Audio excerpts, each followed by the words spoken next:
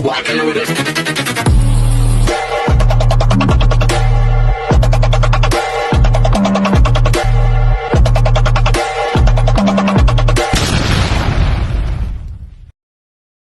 Hello beautiful people! Welcome back to my channel. It's your Mama Sam dito sa Sam Sam TV. Kamusta naman kayo mga amigo, amiga, kumare at kumpare? Sana lahat kayo ay okay ngayong gabi. So eto nga, kararating lang namin.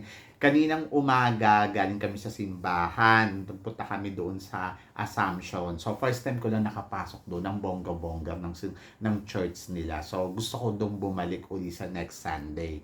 And then, ayun nga, after, nagpunta kami ng Icon Siam. Tapos, ayan, nagpunta kami ng Chinatown. At ngayon lang kami nakabalik. So, mula umaga hanggang ngayon. So, parang 12 hours kaming nasa galaan. O, di ba? Ang bongga lang. So, sino nagrereklamo? Kasi sabi nga, okay lang daw siya na nasa bahay. Kasi daw napagod daw yung katawan niya sa kakalakad. Ang sabi ko naman sa kanya, okay yon, exercise. O, di ba? At ito nga, Diyos ko, syempre kagabi nga naganap na ang rematch ng mga kandidata dito sa Miss Grand International para sa kanilang swimsuit round. Kasi nga, di ba, binagyo nga sila nung una. So, hindi nakapag-perform ng maigi yung mga kandidata kasi nga wet floor nga at may mga na-aksidente. So, para fair ang labanan, so, nagbigay si Mr. Nawat ng rematch para sa mga kandidata at ginanap ngayon indoor. So, kagahapon, okay naman yung okay naman yung venue, maayos naman yung pinaglakaran ng mga girls at in fairness, ayun nga, nakapakita ng mga girls kung gaano sila kakabog, di ba? So, in fairness naman, syempre, inabangan natin dyan yung performance ni Nikki Dimora, ang ating pambato dito sa Miss Grand International. So, yung iba, sinasabi nila, kulang sa caliber, mahina ang energy, ni hindi man lang daw dagdagan yung energy. Ayun yung sinasabi ng iba. Yung sinasabi naman ng iba, okay naman daw. Siguro ganun lang talaga yung performance level nito ni Nikki Dimora.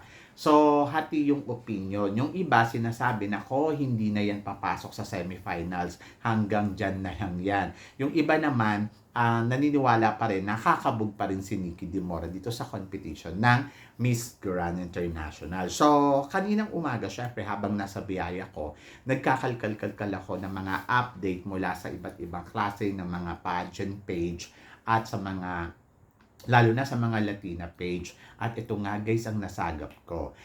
Talagang nandoon pa rin sa top talaga nila itong si Nikki Dimora at talagang nandoon siya sa top 5 list. O, di ba? Ang bongga lang.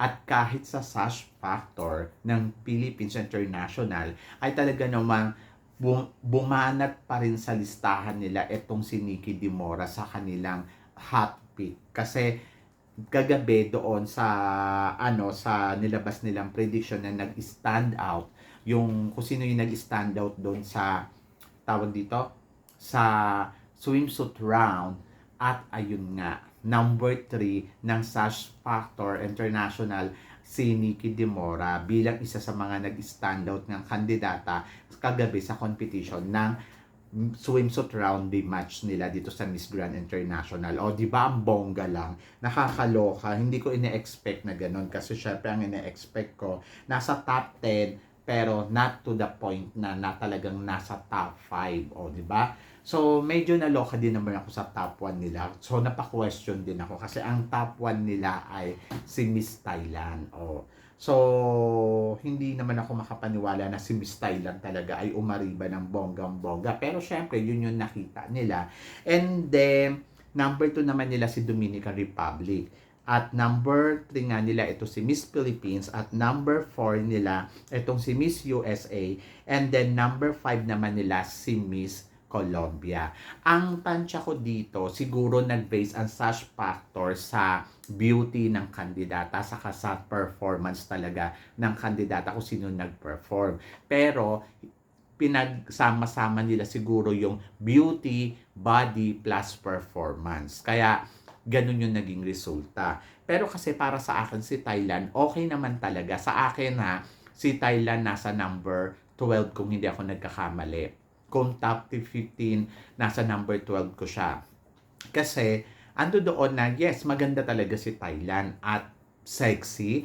Plus, nando doon yung maayos naman yung ipinakita niyang caliber. Pero, marami talagang kumabog at very strong. So, yun yung akin. Kung body ang pag-uusapan, maraming mas maganda ang katawan sa kanya. Nandiyo dyan si USA, nandiyo dyan si Dominican Republic, nandiyo dyan si Angola, Nigeria. So, marami.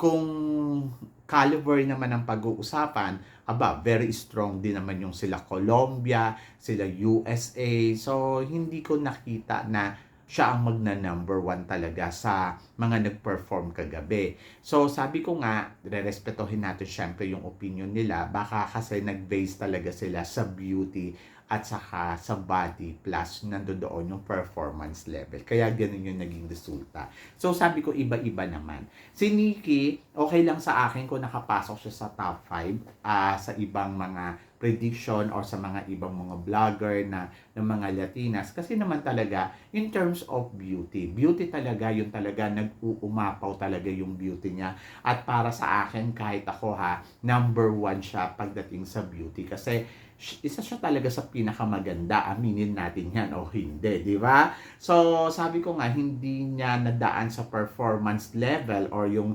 capacity talaga ng performance ay hindi natin nakita sa kanya katulad ng mga galawang Samantha Bernardo. Pero, nakita naman natin, yung beauty niya talaga ay kakaiba talaga yung ino-offer. Sobrang magnetic talaga yung ganda na meron siya kasi kahit sino talaga napapatingin sa kanya ng bonggang-bongga. Aminin natin yan, di ba? So, yun. So, ako para sa akin, it's okay. So, sa Sash Factor International, kung ito yung kanilang top contender, masaya ako sa resulta na ibinigay nila. Kasi nag-number 3 si Miss Philippines. Kung nag-number 1 si Miss Thailand sa kanila, never mind ako doon. Basta ang importante, nakikita nila yung galawan na meron itong si Miss Philippines and I'm happy na napansin din nila. At naglabas din sila ng prediction after nga ng swimsuit, di ba? So, ito siguro yung total suma talaga ng mga performance ng mga girl.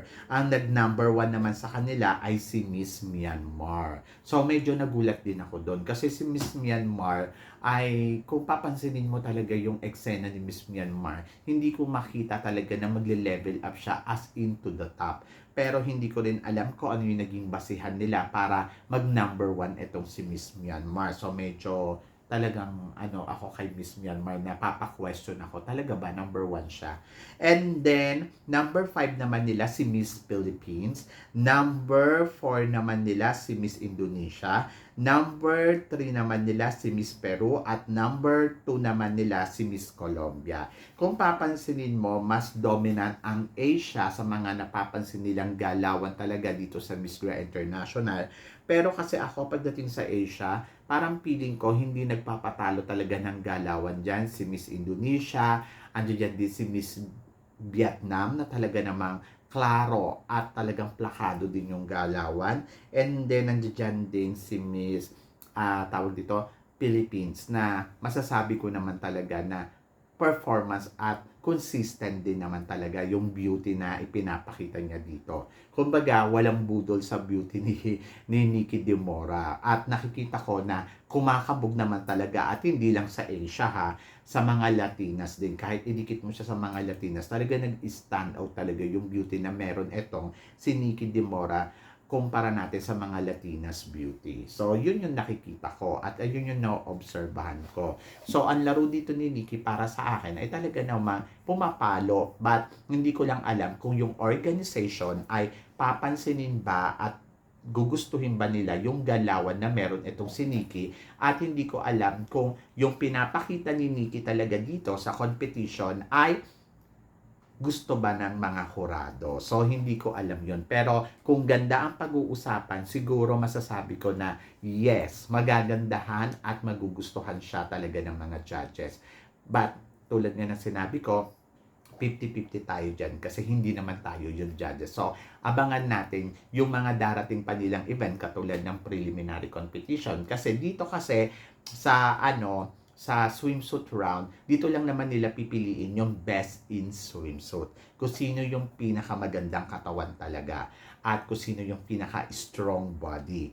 And then, pagdating naman sa preliminary competition ng Miss Grand International, doon naman nila pipiliin kung sino yung ipapasok nila sa top 20. Di ba? Kasi may mga boto-botohan pa eh. So, siguro yung top 15 kukunin nila doon. Yung 5 naman para doon sa mga special award na katulad ng mga pinapavote nila ngayon. Katulad na kung sino yung mananalong best in national costume. So, automatic papasok siya sa semifinals kung sino yung mananalong country of the year, yung mga grand voice. Ayan. So meron sila 5 pa-event.